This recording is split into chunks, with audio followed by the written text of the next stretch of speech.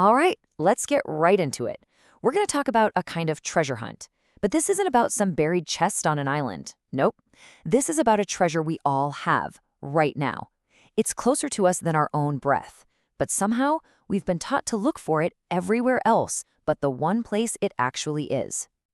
So our story kicks off with this image. Just picture it. A man, a beggar, who has spent more than 30 years, 3 decades, sitting in the very same spot, day after day. It's the definition of a life stuck on repeat. And then, out of nowhere, the pattern breaks. A stranger walks up. But he doesn't offer a coin. He asks a question. A really simple, really weird question that just cuts through all that routine and makes the beggar kind of look at his life for the first time. And the beggar's answer. Ugh, it says everything. Nothing, he says, just an old box. He's been sitting on it for so long that he doesn't even see it anymore. It's just part of the scenery. It's become completely invisible to him. But the stranger, he doesn't just walk away. He pushes a little. Have a look inside. And this is the moment. It's such a simple request, but it's really an invitation to question something you've taken for granted your entire life. And you guessed it, the beggar, probably annoyed at first, pries it open, and it's full of gold. Unbelievable, right? He's been a beggar sitting on an immense fortune his entire life. The very thing he was begging for was literally right there underneath him the whole time. And you know what? This whole story, it's about us. And that's really the heart of this whole thing. That stranger is basically this message, right here, telling all of us to look inside. Not in a box, but somewhere even closer, to look inside ourselves.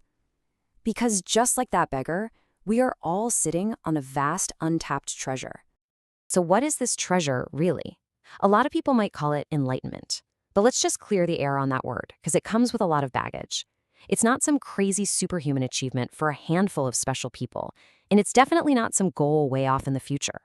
The reality, it's your natural state. It's just the end of suffering. It's finding out who you truly are.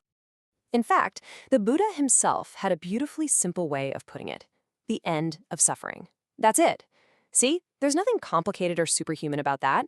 It's practical. It cuts right through all the ego stuff that wants to make it into some big, fancy accomplishment. So, what are we looking for inside? This inner treasure is called being. Think of it as the life force that's in everything, you know? It's that deep, invisible, and totally indestructible part of you. It's not something separate from you. It is you, your deepest self. Now, this is absolutely crucial. You can't think your way to this. Your mind can't grab it or figure it out. It's not a concept. It's an experience. It's something you can only feel when that constant chatter in your head finally takes a break. You might be sitting there thinking, okay, is being just another word for God? And that's a fair question. The source makes a really interesting distinction here. It says the word God has kind of become this closed concept. We hear it and we immediately get a mental picture of, a man in the sky or something. But being, that's an open concept. You can't make a mental image of it. You can only feel it as your own presence. That simple feeling of, I am. Okay, so this leads to the big question, right? If this treasure, this being, is our natural state, why aren't we all just blissed out all the time? What's the one thing that gets in the way? And the answer is so simple, it's almost shocking. It's our unconscious identification with our mind. We actually believe that we are the voice in our head. That stream of thoughts, opinions, memories, and worries, we think that's who we are. I mean, this idea is practically baked into Western culture. The famous philosopher René Descartes said it best. I think, therefore I am. He literally equated the act of thinking with existence itself. But what if that is the most fundamental mistake a human can make? This whole perspective argues that we've mistaken the tool, our thinking mind, for our actual identity, and that one little error causes a world of pain. When we identify with our thoughts, it's like we're living life through a screen. It creates this false self, this ego that isn't really us. And this screen blocks any chance of having a true connection with others. It creates this painful illusion that we're all separate, isolated little fragments. And that illusion is the root of pretty much all fear and suffering. This quote just hits the nail on the head. Think about it. Our mind is supposed to be this amazing tool, right? But for most of us, the tool has completely taken over. It's not that you're using your mind. Most of the time, your mind is using you. We're caught in a loop. So here's a direct question for you right now. Can you be free of your mind whenever you want? Can you just stop thinking? Not for an hour, just for like 10 seconds. Have you found the off button for that voice in your head? If the answer is no, then well, the mind is using you.